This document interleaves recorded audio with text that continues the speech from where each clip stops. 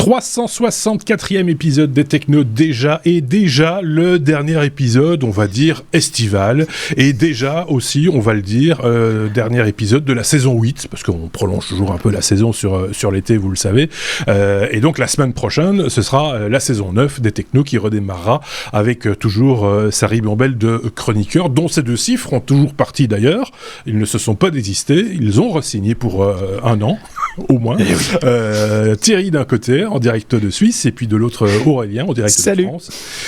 Merci à tous les deux d'être une fois de plus au rendez-vous. On a un abécédaire comme toujours, hein. Je le répète pour ceux qui nous découvrent de semaine en semaine, c'est sous forme d'abécédaire qu'on vous propose la revue de presse de nos camarades, une revue de presse qui est basée, vous le savez, sur la veille technologique de nos chroniqueurs, selon leurs habitudes, leurs affinités, etc. Et donc ça donne chaque fois des épisodes très différents les uns des autres, avec chaque fois des thématiques un petit peu différentes aussi, en fonction toujours des envies ou des intérêts, on va dire, particuliers de nos différents chroniqueurs. Et puis de temps en temps aussi, on s'intéresse à ce que vous partagez via les réseaux sociaux, parce qu'on reste à l'écoute également de ce que vous partagez sur les réseaux, que ce soit sur Facebook ou sur Twitter par exemple, et on s'en fait éventuellement l'écho quand on trouve l'information vraiment pertinente, intéressante, et qu'on a envie que le plus grand nombre soit au courant de ce dont vous avez envie de parler. Voilà, moi j'ai fait le boulot. Merci, à la semaine prochaine. Voilà, c'est ça. Donc moi maintenant je lâche tout, je pousse sur un bouton et je laisse filer le truc. Juste un mot, Thierry, j'ai appris un truc étonnant, parce qu'on ne voit pas le Suisse, le ressortissant suisse, vraiment comme quelqu'un de très très bourru, ou il existe des hooligans suisses. J'ai appris ça aujourd'hui. Ah, ok. D'accord. Ouais. Okay. C'est à la faveur de rencontres footballistiques à Bruxelles. Berne, des Bernois, ce sont un petit peu... Les Young Bugs. Oui, c'est ça. Ouais, ok. Parce que j'y connais rien en foot, mais je crois que c'est... Oui, c'est ça, mais c'est ça, oui. Ils se sont un peu frottés aux Anderlechtois. Et donc, ça, c'est vrai que c'était une petite revanche qu'ils se sont pris, parce que ça avait un petit peu au match aller déjà, un petit peu... Voilà. Et puis là, au match retour aussi. Tout en gros... foutant en l'air une des plus belles façades, enfin une très belle façade d'un café bruxellois typique, qui est le Falstaff près de la Bourse. Ah mince. Et donc là il y a des frais, quoi. Du coup c'est un peu... Bon, voilà. Je vais me faire des copains, c'est des Suisses allemands, c'est pas pareil qu'ici en Romandie. Je savais qu'il allait dire ça. Je savais qu'il allait dire ça. Heureusement, notre auditoire, notre auditoire germanophone est quand même très très limité. Donc on va laisser. Voilà. Bon, allez. J'allais taper dans mes mains, je sais pas pourquoi, mais allez, à la Gilbert Montagnier. C'est l'ambiance du foot. Pour ceux qui n'ont pas l'image, je l'ai fait à la Gilbert Montagnier. Allez, comme ça, mes mains ne se touchent pas. Bon, allez, on passe à la suite et à la première lettre de notre abécédaire de la semaine.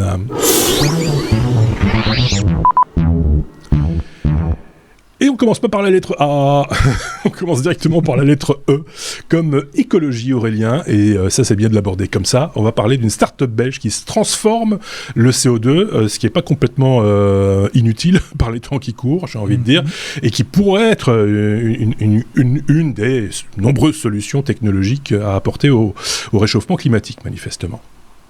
Oui, vous n'aurez pas de A comme Apple, pas de A comme Android.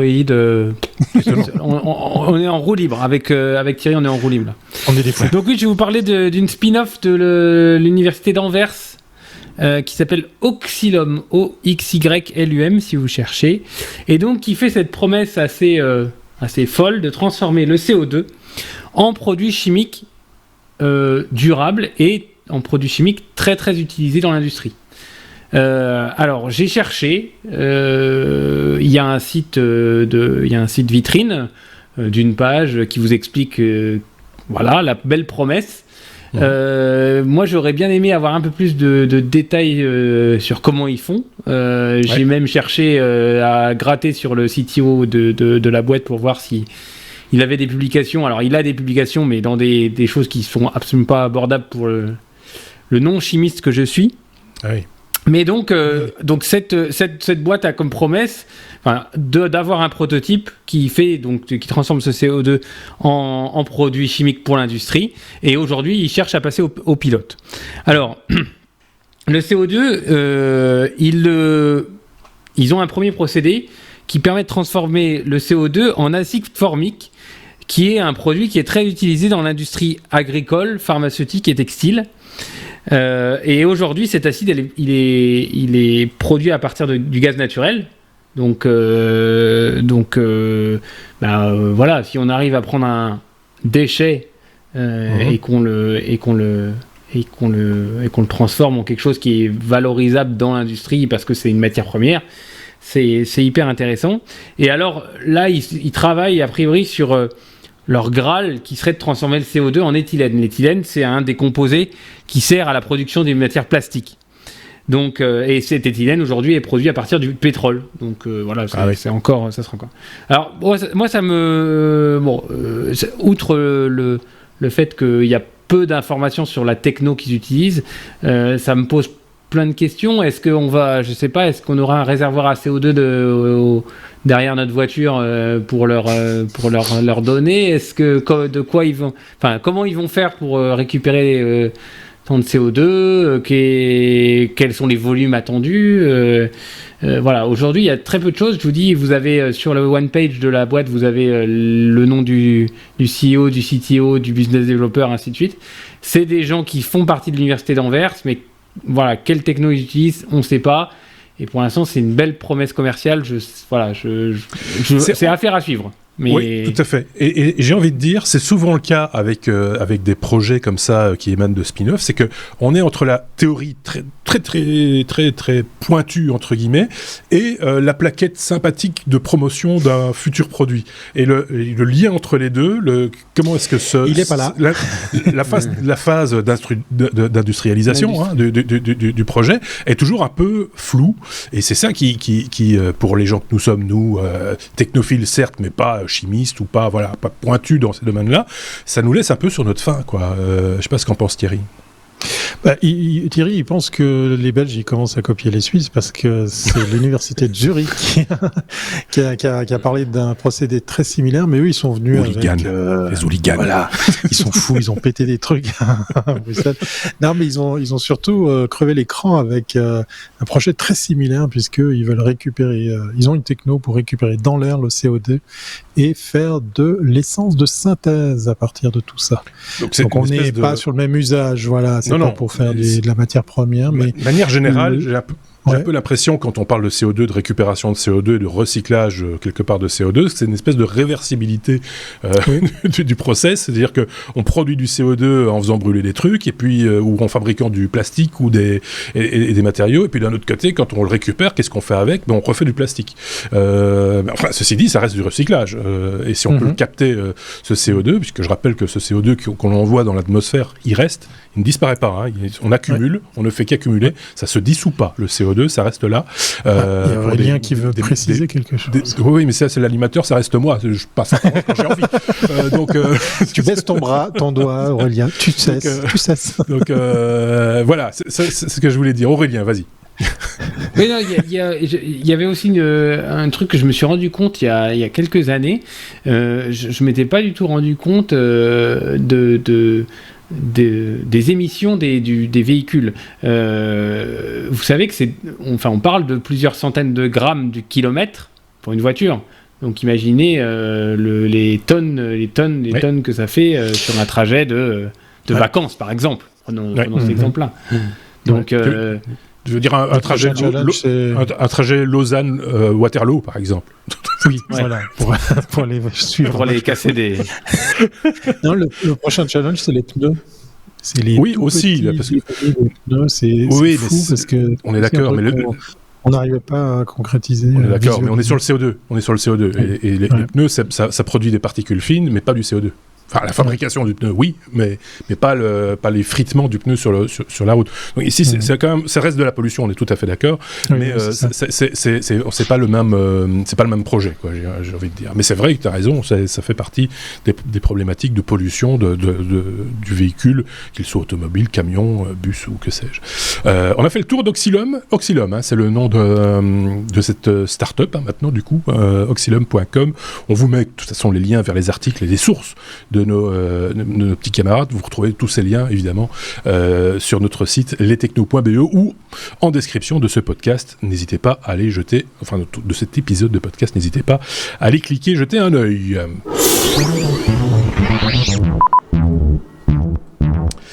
Flicage, c'est la lettre F de Thierry. Quand les enfants n'ont plus le droit à l'école buissonnière, c'est un truc que j'ai vu aussi, ça, Thierry. Ça fait un petit peu peur. On peut et c'est un pur produit suisse. J'en suis pas fier. Flicage, il est aussi fait sur les réseaux sociaux. C'est pour ça, par sympathie, j'ai mis le seul vêtement avec drapeau danois, parce qu'effectivement, de Danemark, puisqu'après, vous me verrez danser dans cet épisode pour ceux qui ont l'image. Non, je plaisante. Non, tout simplement pour dire qu'en Suisse, c'est la rentrée des classes. Voilà, ça y est, tout le monde est de retour, ça fait du bien. Mais il y a certaines communes, comme celle qui est pas loin de Lausanne, j'ai nommé QI, qui est une jolie petite bourgade au bord du lac. C'est mignon comme tout. Il y a même un festival de jazz. Voilà. Il y a d'autres endroits en Suisse où on pratique ce que je vais vous décrire.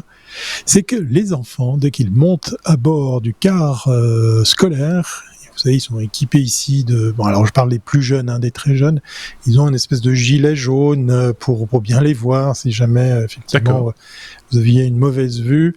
Donc c'est réfléchissant, c'est jaune, c'est très, comment dire, flashy. Eh bien, il y a une petite poche dans ce gilet, et il y a une entreprise de transport scolaire qui a proposé à plein de parents d'équiper les enfants d'un petit détecteur, d'un petit traceur GPS. Alors on nous raconte dans l'audio que vous pourrez écouter de la RTS que c'est juste durant le transport, c'est-à-dire quand l'enfant monte à bord et quand il sort, on vous vend l'idée qu'en fait ça permet de voir combien d'enfants on a pris à bord du véhicule et combien on en a déposé, parce qu'avant ça se faisait à la main, en tout cas dans plein d'autres communes, c'est comme ça que ça fonctionne. Et on propose aussi aux parents de suivre le trajet de son enfant pour pouvoir savoir où il est. Donc dans le reportage, on nous explique que c'est que durant ce trajet qu'on va pouvoir fliquer son enfant. Mais en fait, la techno, j'imagine, permet de le faire n'importe où. Je vous ai mis un autre lien que vous pourrez aller voir. C'est un autre appareil, mais c'est une marque suisse qui les vend. Il y a pléthore de modèles, et il y a effectivement un modèle qui est dédié aux enfants. On nous raconte que sur certaines montres connectées, maintenant, on va jusqu'à proposer l'écoute à distance. Et là, je me fais du souci, parce que je veux pas jouer les vieux cons en disant, dans les années 80, c'était bien mieux. On faisait du vélo sans casque, on n'avait pas de téléphone portable, et puis on rentrait quand on voulait. Et on faisait l'école buissonnière. Voilà, je suis arrivé à le dire. Et ça nous a forgé plein de chouettes caractères. Et là, je suis un peu triste pour ces nouvelles générations qui sont surprotégées. Et je fais une petite dédicace à toutes les mamans qui prennent leurs enfants à SUV pour faire 500 mètres pour aller le déposer à l'école. Voilà, je l'ai dit, c'était juste une petite boutade, mais on est peut-être allé un peu trop loin. Je vous lance la question, je ne sais pas ce que vous en pensez. Est-ce que c'est trop de fliquer les enfants à ce point-là ? C'est la question qu'on peut se poser aussi, parce que moi, personnellement, je trouve qu'on est un peu trop derrière. Enfin, il y a trop. Il y a trop de contrôle, trop de surveillance, et ça déresponsabilise une partie des gens aussi. Là où c'est gênant un peu, c'est que la boîte qui vend ces traceurs, vous verrez sur le site, alors il existe en allemand et en anglais si jamais, eux, ils sont spécialisés dans les traceurs de véhicules, pour les flottes de véhicules de livraison, pour toutes sortes d'usages très pro.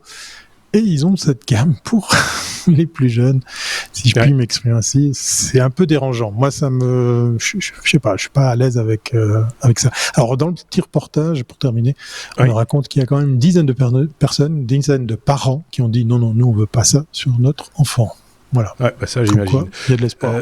Juste une parenthèse, parce que je pense qu'aucun d'entre vous n'a pris cette news, parce qu'on a un pot commun, on met nos news, on a déjà parlé de ça, on partage entre chroniqueurs, même ceux qui participent à un épisode, ils participent toujours un petit peu indirectement en faisant des suggestions aux uns et aux autres. Je pense qu'aucun d'entre vous n'a pris l'info concernant la Chine. Et les stylos connectés. Oui, les stylos, oui. Voilà, ça c'est terrible aussi, c'est des stylos connectés distribués en classe pour espionner donc les élèves, pour savoir ce qu'ils écrivent. voilà, si tu t'es amusé à faire des petits pâtés dans ton carnet de notes, machin, etc., t'as beau arracher la page, on le sait. T'as fait t'as écrit des cochonneries dans ton coin. Des trucs méchants contre l'État. Oui, des choses méchantes contre l'État, par exemple. Enfin voilà, donc c'est une autre sorte de flicage, mais là c'est encore plus invasif peut-être. Et en tout cas, c'est pas pour la sécurité des enfants là, pour le coup, c'est vraiment pour. Ça permet peut-être aux profs de corriger en temps réel. Peut-être. Alors après, oui, peut-être. C'est sûrement ça. Alors pourquoi on les fait pas écrire directement sur des tablettes? Bah oui. Plutôt que sur du papier. Finalement, Oui, parce qu'eux, ils ont tendance à écrire sur n'importe quoi. C'est pas que sur les tablettes. Non, mais c'est punk, hein, ça se voit d'ailleurs. Donc voilà. On a fait le tour de la question du flicage. F comme flicage. Opération terminée.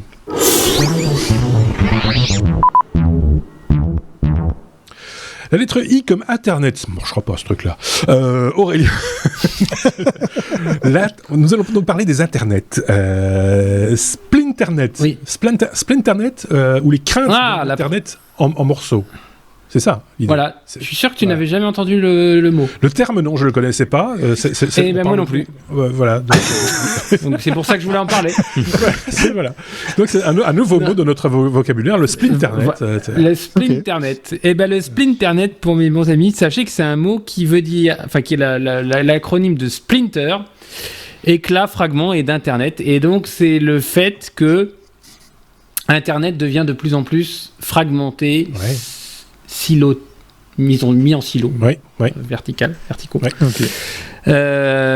Et donc, je vais vous parler d'un rapport qui a été publié en juillet 2022. Alors, c'est un rapport que vous aurez en lien dans la description de l'épisode, qui fait 80 pages, qui, somme toute, paraît très intéressant, mais que je n'ai pas lu dans son intégralité. D'accord, merci. En tous les cas, je vais vous dire de quoi ça parle, pour vous donner envie de le lire. Oui, non, je suis honnête. Donc c'est Clément Perarnaud, donc spécialiste des questions de gouvernance d'Internet au Centre d'études des politiques européennes, Julien Rossi, expert en protection des données, Francesca Musiani du CNRS, et Lucien Castex, alors je ne sais pas si c'est de la famille du Premier ministre français, de l'Institut des recherches sur les communications numériques, mais bref, voilà, c'est ces 4 personnes qui ont fait un rapport et qui le destinent au Parlement européen, parce que, en fait, la toile devient de plus en plus divisée en fragments qui sont hermétiques. Et ça, c'est clairement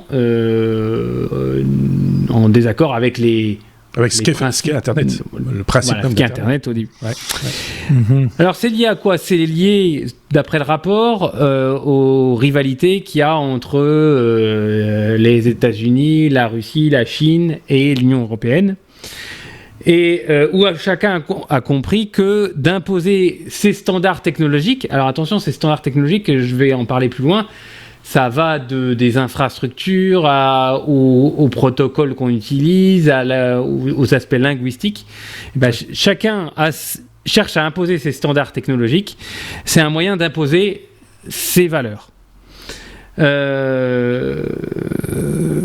Donc, faut savoir qu'il y a des acteurs comme la Russie ou la Chine qui tentent de limiter l'accès. Hein. Vous savez que si vous allez, par exemple, en Chine, vous ne pouvez pas avoir accès à votre compte Gmail, vous ne pouvez pas avoir accès à un tas de choses, à part d'utiliser des moyens qui sont pas, VPN ou autres, mais en tous les cas, si vous êtes en Chine, vous ne pouvez pas. Et donc, ils veulent aligner, ces pays cherchent à aligner Internet sur leurs frontières géographiques. Et donc, il y a un manque de contrôle. Enfin, ils cherchent à avoir un contrôle complet. Et on remarque un manque d'interopérabilité de certaines technos, ce que je disais, fournies par des compagnies privées entre différents pays. Ce qui fait qu'en fait, vous voulez aller voir un site, vous ne pouvez pas parce que le routage, par exemple, n'est pas possible.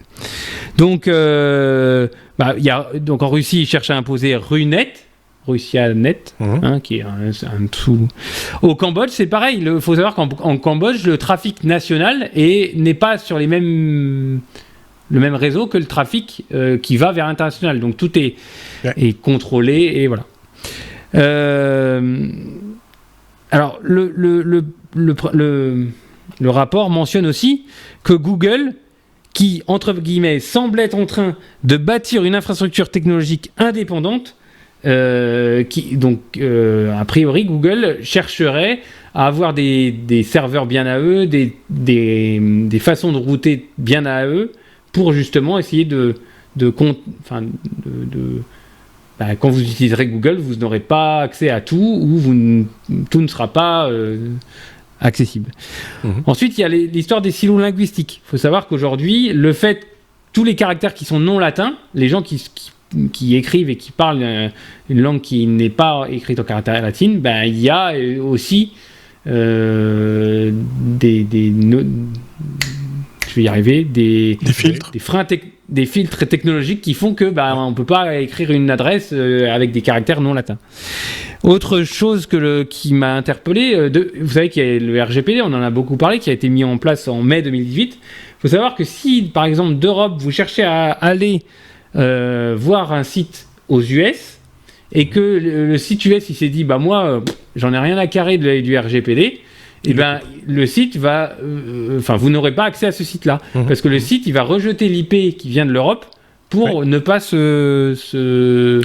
C'était le cas de plusieurs sites marchands américains qui ont décrété qu'ils n'allaient pas... C'était parce que de toute façon, pour eux, c'était pas un marché puisqu'ils n'exportaient pas vers l'Europe et que donc ça leur coûtait trop cher de se mettre en conformité avec le RGPD. Enfin, ça a occasionné des coûts administratifs, techniques et autres, et on dit finalement on n'a qu'à se couper de l'Europe, comme ça on n'a pas à se conformer entre guillemets à cette législation qui est très localisée pour eux, mais localisée loin, et donc ce sont des sites qui sont du coup inaccessibles pour nous, mais de notre côté il y a très peu d'intérêt à aller sur leur site ou à utiliser leur service vu qu'ils n'exportent pas vers nous, donc voilà.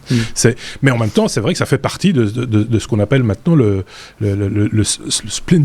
Splinternet. Le Splinternet. Voilà. Vous pourrez briller à la machine à café avec ça. Splitter. Je me réjouis.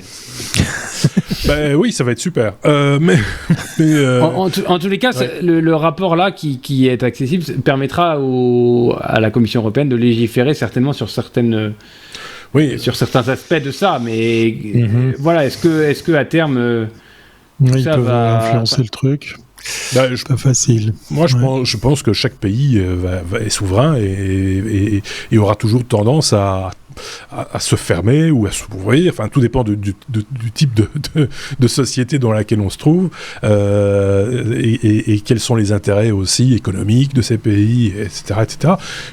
Voilà, nous, on est chez nous et avec notre façon de penser, on va se dire, finalement, c'est à chacun à se positionner, à dire, je peux ne pas utiliser Google si je décide de ne pas utiliser Google, ou j'utilise Google parce que je veux utiliser Google.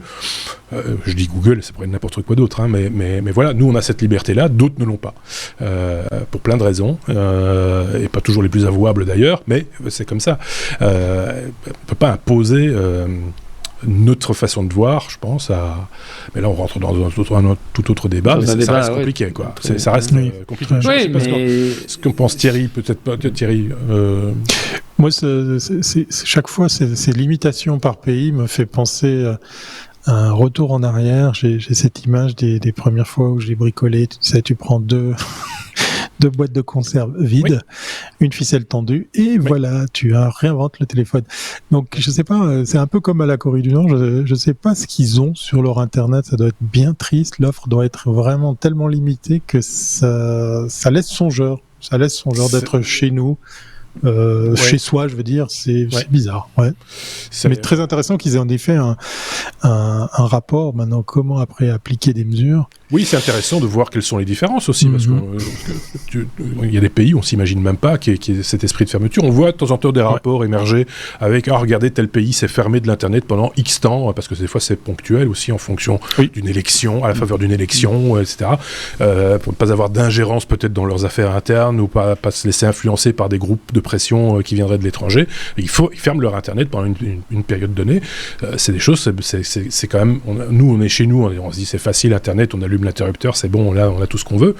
C'est intéressant aussi de savoir qu'on n'est pas tous logés à la même enseigne. Tu voulais encore dire un truc, Aurélien, avant de conclure. Moi, je trouve ça... Enfin, ces pays qui se ferment, je trouve ça quand même très dommageable et très... Oui, mais... Pour l'universalité des... je sais pas, des connaissances, de tout, quoi. Et puis tu l'as dit, il y a aussi une fermeture de fait. La langue écrite n'est pas toujours, quand tu vois certains caractères, prends le russe ou l'ukrainien, le caractère cyrillique, c'est pas on sait tous que c'est quand même très compliqué de taper une adresse email avec des caractères autres que caractères latins, par exemple. On pense qu'il y a encore des gens qui pensent que les majuscules font la blague dans une adresse email, hein, donc mais voilà, c'est tout ça pour dire. L'écriture, des choses qui se lisent de droite à gauche, de gauche à droite, de haut en bas. Enfin voilà, l'Internet, il a été conçu par des gens qui écrivaient avec des caractères latins et qui écrivaient de gauche à droite. Donc du coup, on en est resté là. Mais c'est vrai que là aussi, il y a peut-être un manque d'ouverture quelque part, hein, de faire des outils informatiques qui parlent dans toutes les langues. Voilà. Large débat. Si vous avez des idées de votre côté, n'hésitez pas à les partager avec nous, sans rentrer dans de la politique. Comment ça se prend le chou. Mais sur des purs points de logique qu'on a essayé d'aborder ici et de questionnement qu'on peut se faire aujourd'hui, après autant d'années d'Internet. Est-ce qu'on n'aurait pas pu un petit peu faire évoluer le bidule ? Par exemple. Passons à la lettre suivante.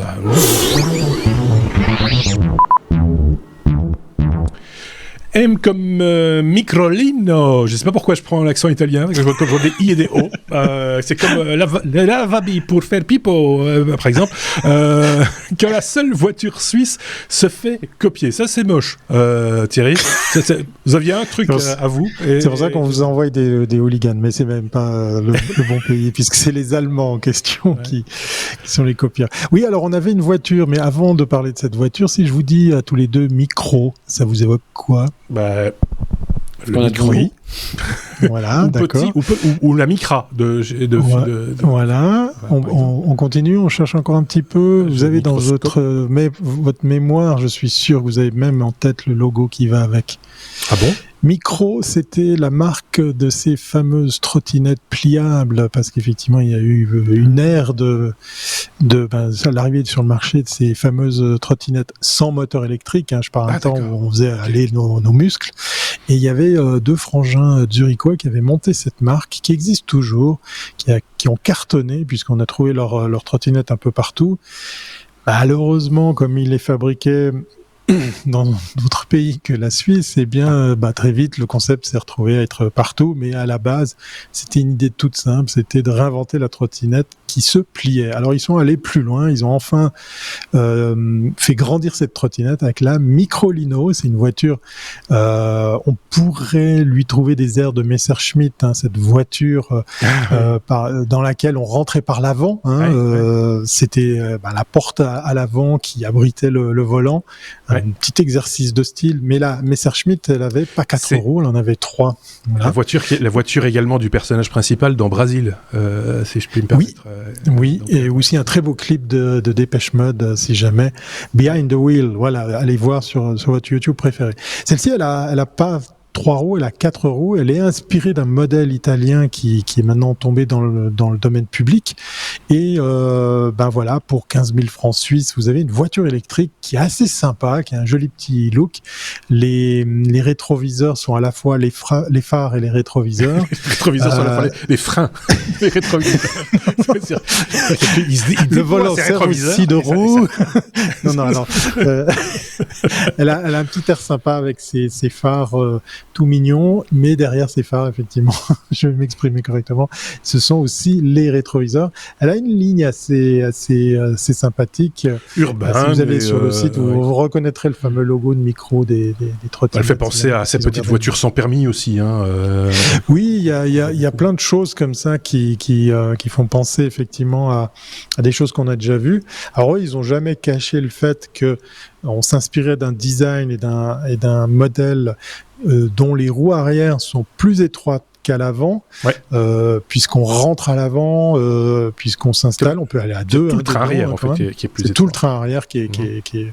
On a étonnamment de la place à bord, et puis on a environ, c'est vraiment une citadine, on a 230 km d'autonomie annoncée pour une voiture à 15 000 francs suisses. Je trouve pas mal. Maintenant, c'est vraiment limité, effectivement, je pense, pour les caractéristiques techniques, à un déplacement au plat, dans des villes, des choses comme ça. Et c'était sans compter que, effectivement, la Suisse pouvait se targuer de enfin avoir une voiture aux couleurs de notre pays, puisque elle a été homologuée, et puis je crois qu'elle est maintenant enfin sur le marché.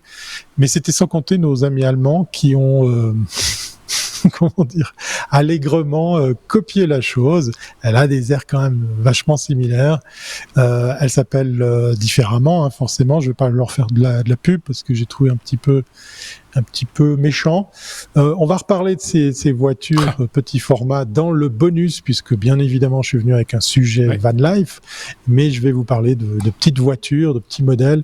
Et puis si vous allez sur les références de cet épisode, vous verrez la similitude qu'il y a là où l'industriel allemand se défend de dire non, j'ai pas copié. Moi je me suis aussi inspiré du modèle italien, etc. Et j'ai d'ailleurs même amélioré le modèle pour ajouter des nouvelles fonctionnalités. Et j'ai l'impression que c'est un peu chaud.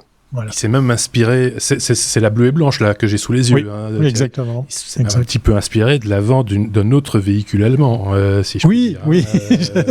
Pour pas citer, là, pour pas citer le fameux VW transporteur T1 ou T2, T1 plutôt, qui avait cette tronche-là, quoi. Donc voilà. Vous irez voir, évidemment, on vous met les liens, comme toujours, dans la description de l'épisode de podcast ou sur notre chaîne YouTube, vous le trouvez également. Vous pouvez aller cliquer, aller jeter un petit coup d'œil. En tout cas, c'est une chouette découverte. Moi, la Microlino, franchement, c'est plutôt, je sais pas ce qu'en pense Aurélien, de ce petit véhicule électrique urbain qui mange pas de pain et qui est suisse. Il va lentement, non? Vitesse de pointe, j'ai pas regardé, mais ça doit pas non plus être de toute façon tout est limité. 230, je crois. Non, 230. mais ça veut dire que tu dois laisser tomber le passager parce qu'il faut le parachute pour il faut lester. Il faut des cailloux. Donc voilà. Donc on a découvert un truc. Merci Thierry. Et puis il est déjà copié. Tant pis Thierry. Et voilà. Voilà. On va voir si ça va arriver sur nos routes un jour ou l'autre, ou dans nos rues plutôt d'ici peu de temps. Pourquoi pas?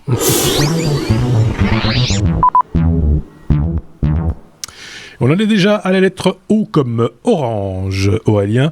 Concours de vulgarisation scientifique. Point. C'est son verbe.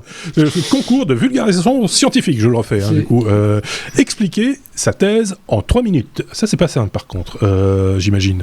Pitcher sa thèse en 3 minutes. C'est ça le concours ? Exactement. Alors, vous connaissiez certainement le concours Ma thèse en 180 secondes, c'était donc un concours national, je crois, qui permettait à des doctorants de 2e et 3e année d'expliquer et de vulgariser leur sujet de thèse. Technique, je trouve très louable, parce que du coup, ça permet à des gens qui sont dans des sujets très très pointus de vulgariser à fond. C'est un chouette exercice de synthèse, il n'y a pas d'autre mot. Exactement, en fait. De synthèse, de communication. Que j'avais eu l'occasion d'analyser il y a déjà longtemps maintenant sur le principe même du pitch de start-up, qui fonctionne sur le même principe. L'élévateur pitch. L'élévateur, par exemple, oui, c'est une des possibilités où on vous met soi-disant dans un ascenseur, et sur la montée de 3 étages, vous devez expliquer ce que vous allez faire, parce que on considère qu'on peut convaincre, et que c'est souvent mieux de convaincre quelqu'un dans un court laps de temps. C'est ça l'idée, Aurélien. Exactement.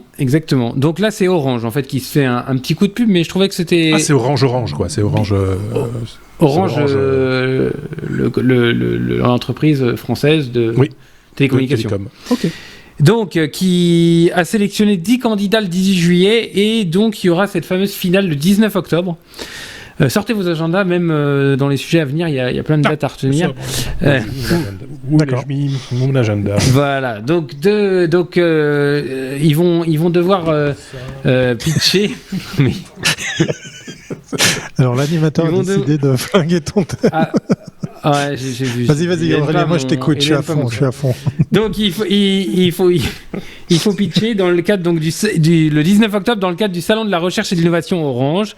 Donc ça sert à promouvoir et à faire connaître les programmes doctoraux d'Orange. Et merci l'animateur de... Et donc Orange en profite pour faire un petit coup de pub en disant que c'est bien, enfin que la recherche sur les télécommunications, la 5G, la 6G, les réseaux dans tous les sens, c'est dans l'ADN d'Orange, que c'est le premier déposant de brevets dans leur secteur, c'est le premier déposant français de brevets. Donc voilà, moi je trouve que c'est une très belle, un très beau concours. Et je vous ai mis même dans la description un lien vers une vidéo de ma thèse en 180 secondes de cette année, dans lequel il y a des choses très drôles. Je trouve qu'il y a des façons de présenter qui sont très drôles, et c'est des doctorants de Lorraine, je crois, qui ont fait cette vidéo-là. Ouais. Et je vous invite à regarder. C'est très drôle, c'est des jeunes et c'est des sujets techniques qui sont très passionnants. Et voilà. Quelle mécanique a utilisé Orange pour lancer ce concours? J'ai pas pu m'en empêcher. Ok, d'accord, je suis le seul. Orange mécanique. Bravo. Quand il faut expliquer, c'est raté. Mais on n'était pas du tout là-dessus. Moi, j'étais branché sur le sujet d'Aurélien. Je cherche pas des références cinématographiques à tous les coups. La voiture, oui, mais pas systématiquement. Et ça s'adresse aux Français, hein, j'imagine. C'est que pour le territoire français. Oui. C'est que les doctorants Orange. D'accord. Oui, de l'extérieur, j'ai l'impression qu'Orange, en France, est vachement innovante dans toutes ces... Alors, je veux pas leur faire de la pub. Ici, on s'est dit en Suisse, génial, il y a comment dire, le patron de Free qui va arriver, il va nous proposer des abonnements à 5 € et tout. Enfin, on les a pas vus. Et puis Orange n'a pas autant d'énergie à investir de tels projets. Je suis un peu jaloux parce que c'est pas la première fois que je vois des choses intéressantes du côté français. Orange en Belgique aussi, même s'ils sont pas leaders sur la distribution d'internet ou de la télévision, etc. Il faut être très clair. Ils sont bien positionnés, mais voilà, c'est un opérateur télécom parmi d'autres. Ils sont aussi assez actifs. On en avait discuté avec le CEO de l'époque, qui a changé maintenant, qui est le CTO de Orange, la société Orange France, Orange quoi. Et effectivement, ils sont assez proactifs avec les startups aussi. Ils créent de l'émulation. Bon, là, ça fait un peu partie de. Ça leur sert bien aussi dans leur communication, hein, comme l'a dit Aurélien. C'est malin quelque part, parce que ça leur permet aussi de briller. Autrement que par leurs services qui sont Orange, quoi, les services qui restent. Je vais aller voir cette vidéo parce que je suis sûr que c'est inspirant de voir comment ils pitchent. Ça doit être, n'hésitez pas, vous aussi, mais attendez, il reste encore à peu près une vingtaine de minutes de techno, donc on va continuer, rester encore un petit peu, vous irez voir après, évidemment, et ça c'est un peu le but. La lettre S comme Starlink, Thierry, quand 25 $ suffisent pour pirater le joujou d'Elon Musk, et c'est encore une fois un Belge. Eh oui, voilà. Mais j'ai trouvé très bien, même si effectivement, entre-temps, Starlink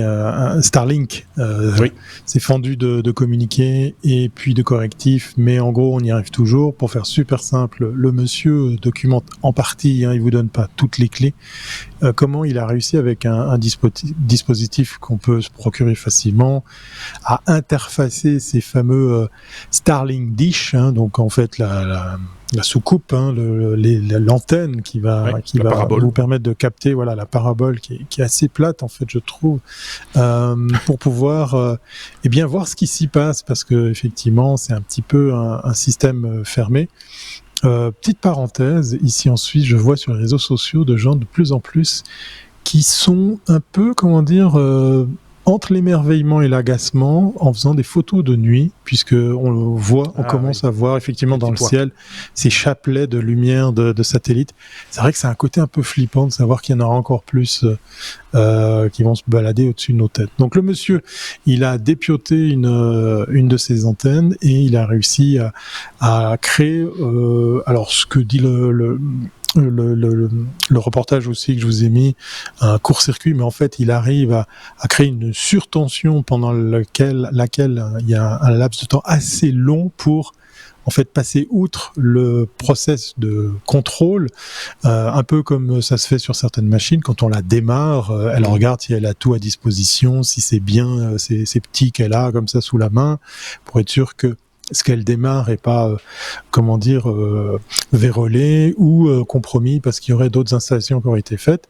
Et lui, il arrivait avec ce petit boîtier à passer outre ce contrôle pour après aller dans le vif du sujet et puis aller dialoguer un petit peu avec ce qui se passe derrière pour voir comment c'est fait. Pour faire super court, la boîte de Elon a dit non mais c'est pas grave, c'est pas bien méchant, de toute façon il faudrait bosser sur une nouvelle version d'antenne, puisqu'effectivement, même avec le correctif logiciel, eh bien, il est arrivé à nouveau à provoquer effectivement ce bypass qui permet après eh bien, d'aller gratter, farfouiller derrière ce qui se passe pour, par exemple, changer, pourquoi pas, les caractéristiques de votre antenne, l'efficacité également de réception, et j'en passe et des meilleurs. On dit pas si dans le reportage, on pourrait même carrément après adresser des messages aux satellites eux-mêmes pour en faire autre chose. Ça devient un peu inquiétant, mais jolie prouesse, $25. $25. Je dis bravo. Non, et si je ne dis pas de bêtises, il va toucher, parce que Elon Musk s'est montré généreux. Alors, il y a plusieurs échos. Moi, j'ai entendu. Oui, il y a un peu de tout maintenant. Ouais. On a dit 12 000. Il a été remarqué. Mais donc il a été remarqué quand même pour un étudiant qui a investi $25 000, même si c'est 12 000 qu'on lui donne. $25. $25, pardon, même si c'est 12 000 qu'on lui donne, c'est quand même voilà. Mais c'était un travail d'un an c'est-à-dire, pour le garçon. Il a réfléchi. C'était voilà. Ouais. Donc c'est pas non plus. Mais voilà, c'est comme quoi. Voilà, c'est toujours intéressant quand ça vient comme ça, plutôt que de hacker un centre hospitalier par exemple juste pour essayer de soutirer de l'argent ou autre. Je trouve qu'ici c'est quand même bon enfant et bien vu, bienvenu. C'est du hacking intelligent entre guillemets, puisque quelque part ça va permettre de faire un meilleur produit. On le suppose en tout cas en bout de course. Donc 12 000 c'est encore. Oui, j'espère que ça servira. Donc voilà, je sais pas si tu avais un truc à rajouter, Aurélien, sur ce sujet-là ou pas. Non, par contre sur les hackings de centres hospitaliers, je sais pas où ça en est, mais c'est grave ce qui s'est passé en France, ce qui se passe en France. On a eu le cas en Belgique aussi, il y a pas si longtemps. Voilà, il y a un ransomware qui a atteint un gros centre hospitalier, je ne sais plus lequel. Mais voilà, il y a des vies derrière et je trouve ça vraiment. Et je pense que c'est un de ces deux pays. C'est un de ces deux pays qui a décidé de payer, mais ils ont quand même divulgué les infos. Oui, ils ont quand même divulgué des informations. Enfin, je ne sais pas, on mélange un peu toutes les news. On n'a pas travaillé ces news-là, donc on ne va pas rentrer dans trop de détails. Mais voilà, ça c'est des ordures, quoi. J'ai pas d'autres mots. Et voilà, c'est. Passons à la suite, hein. Soyons. Oui.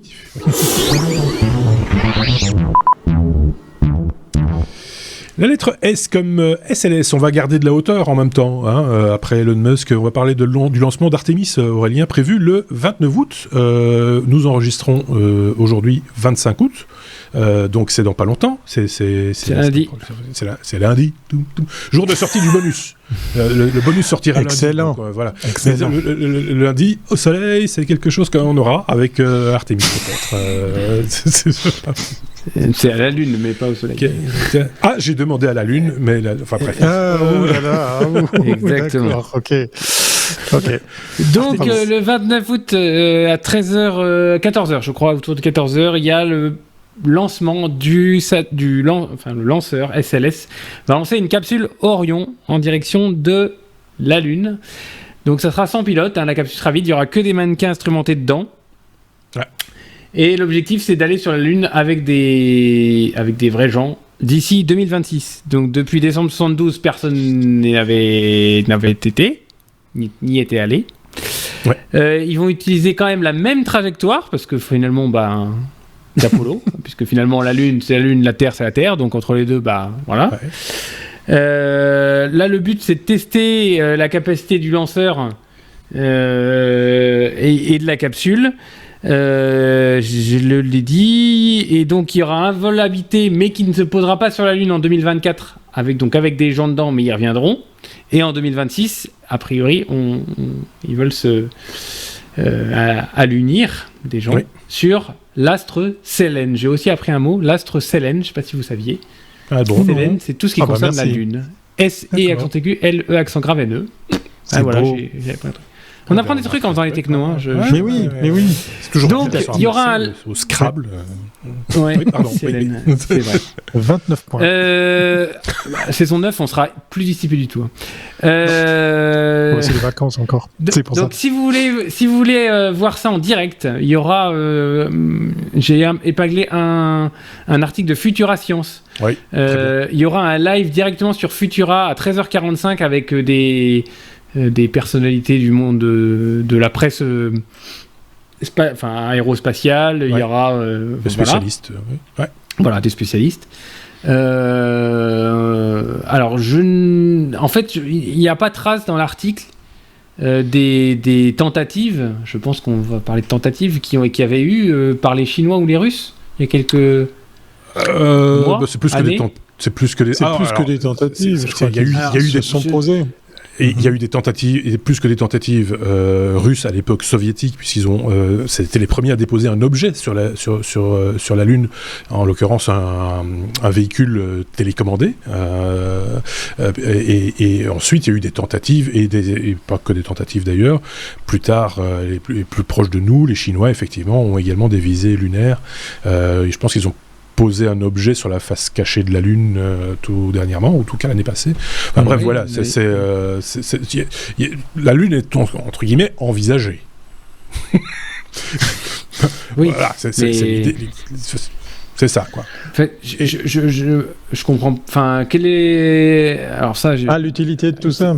Ouais. Enfin, c'est quoi le but? Le but, c'est que sur la Lune, apparemment, on trouve, je pense que c'est de l'hydrogène, ou j'ai dit une bêtise. J'ai peur de dire des bêtises, parce que c'est vous qui préparez les sujets, les gars. Oui, en l'occurrence. Moi, je pense que déjà, on va trouver plein de trucs qu'on pourrait mettre à la poubelle sur la Lune. Parce oui, c'est ça. Mais ils vont y aller avec des détecteurs de... Oui, et des détecteurs de métaux, comme sur les plages à la fin des vacances, tu vois, pour aller récupérer les trucs que les gens ont perdus. J'ai trouvé un collier. Non, en fait, la Lune, elle est envisagée pour des raisons politiques, comme la première fois, pour des raisons économiques, ça me paraît assez logique à l'époque à laquelle on vit, et puis également comme base, entre guillemets, de lancement dans le futur vers des missions plus lointaines, comme Mars par exemple, puisque il y a pas d'attraction, enfin il y a beaucoup moins d'attraction, donc il faut moins d'énergie pour s'arracher de la Lune que de la Terre, et que donc l'idée c'est de partir de là plutôt que de la Terre, si voilà. Donc et un petit peu de développement immobilier aussi. Un peu de développement immobilier, il faut aller récupérer les Dupont et Dupont. Voilà. Donc il y a plein de trucs à faire avec la Lune, écrire un grand Coca-Cola dessus, par exemple, pour que ça soit la nuit. Bref, on peut faire un plein de... Si vous avez des idées, si vous voulez faire un truc avec la Lune, n'hésitez pas, hein, faites-nous ça. Montrez-nous votre Lune.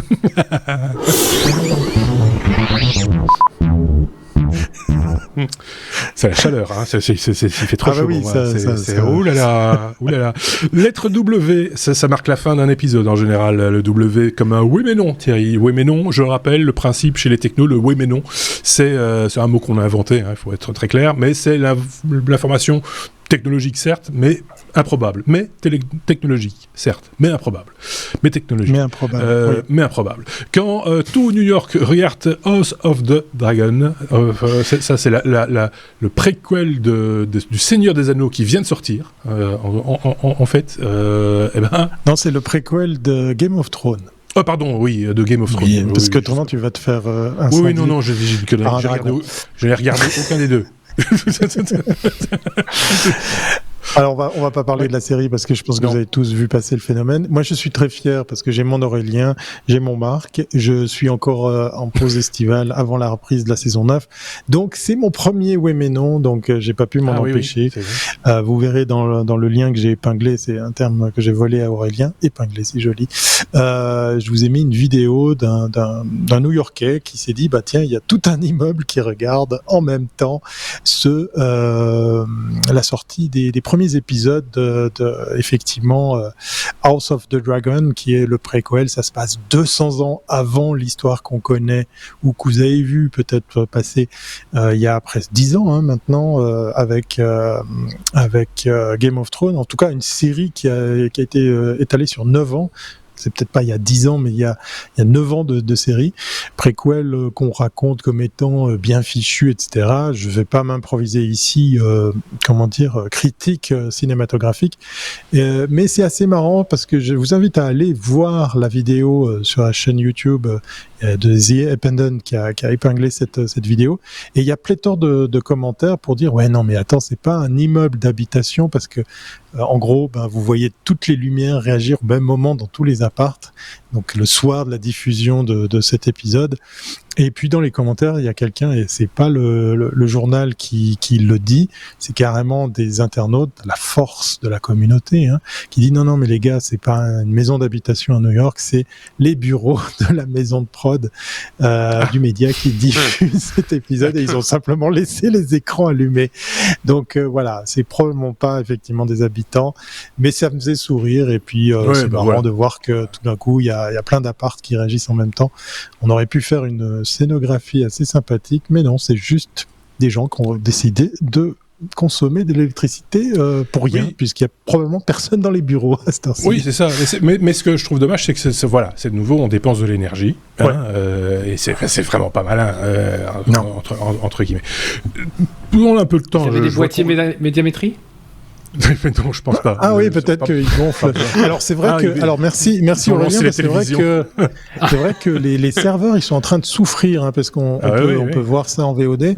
Et paraît-il, l'engouement pour la série est tel que ça met à genoux effectivement l'infrastructure technologique qu'il y a derrière, parce qu'a priori la série elle prend bien dès les premiers épisodes. Et ça a été aussi relaté. Ça, c'est le pouvoir du succès. Si vous voulez, c'est comme ça. Voilà, on va dire c'est comme ça. Allez, on a encore un tout petit peu de temps. Pour une fois, je vais apporter une news. En fait, c'est pas moi qui l'apporte, c'est un de nos auditeurs. Alors, je sais jamais comment on dit son nom ou son pseudonyme, Shark ou Xark. Enfin, il se reconnaîtra certainement, qui publiait sur Twitter aujourd'hui, le jeudi, donc pendant lequel nous enregistrons cet épisode. Dans la journée, il a publié quelques photos. Alors, c'était quelque chose que je connaissais pas. Alors, mise en contexte, vous connaissez tous dans les magasins, les grandes surfaces maintenant, les porte-étiquettes de prix sur les rayons peuvent être modifiées à distance. C'est des petits e-paper. Voilà, c'est ça. C'est des e-paper. Donc, ils commandent à distance et ils changent les prix en fonction de les coûts augmentent, diminuent, machin, etc. Ça, c'est le contexte. Ce que je ne savais pas, c'est qu'il est possible de faire exactement la même chose, mais sur les étiquettes qui sont sur les produits.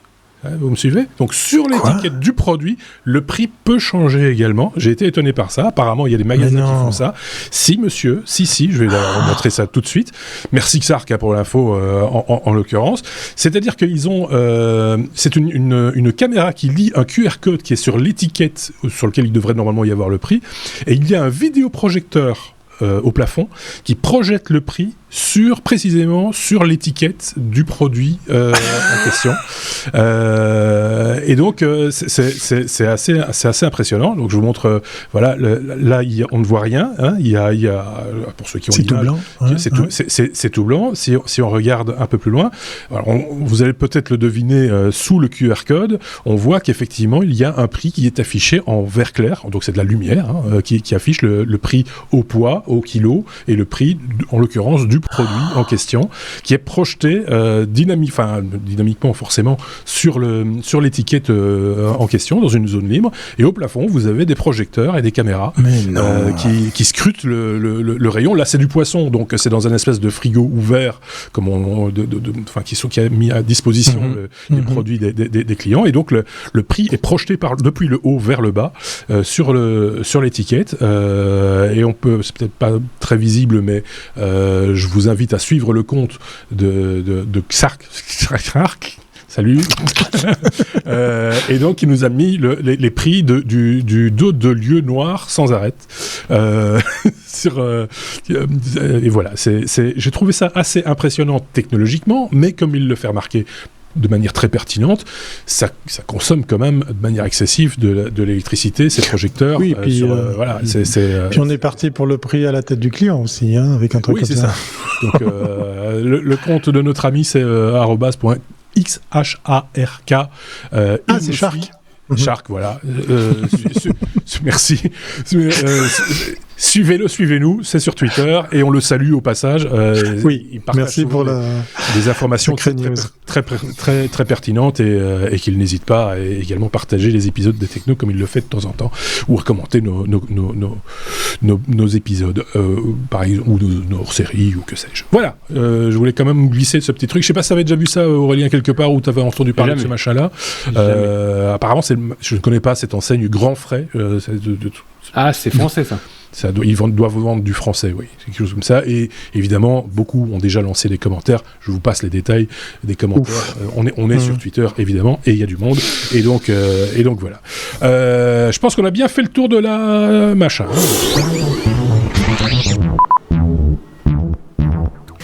Et comme chaque fois, je le répète, mais c'est important de le dire, il y aura forcément un bonus qui est peut-être déjà disponible. Le bonus sort le lundi qui suit le jeudi durant lequel nous enregistrons notre épisode. Ce sera encore le cas la saison prochaine. On va garder cette méthode. Le jeudi soir, nous enregistrons un épisode, on va dire classique, de un petit peu moins de 60 minutes, que nous mettons en disposition relativement rapidement. Vous le consommez en général à partir du vendredi et tout le week-end. Vous avez encore un peu de temps le lundi pour écouter la fin si vous n'avez pas eu le temps durant le week-end. Et paf, le mardi matin, vous avez accès à un bonus, 15 minutes maximum, que nous allons nous enregistrer dans la foulée de cet épisode, et que vous découvrirez donc dans la nuit de lundi à mardi tout simplement, et que vous pourrez consommer là quand vous voulez jusqu'au jeudi suivant, et on recommence, et c'est reparti pour un cycle infernal d'épisodes et de bonus comme on l'a fait les années précédentes, et comme on continue donc de le faire cette saison 9 qui démarre donc la semaine prochaine, 1er septembre. Merci beaucoup Thierry, merci beaucoup Aurélien. Merci à toi. Et on se dit du coup à très vite pour le bonus et pour d'autres émissions, pour d'autres aventures. Viendez, comme on dit dans ces cas-là, viendez. À très bientôt, salut.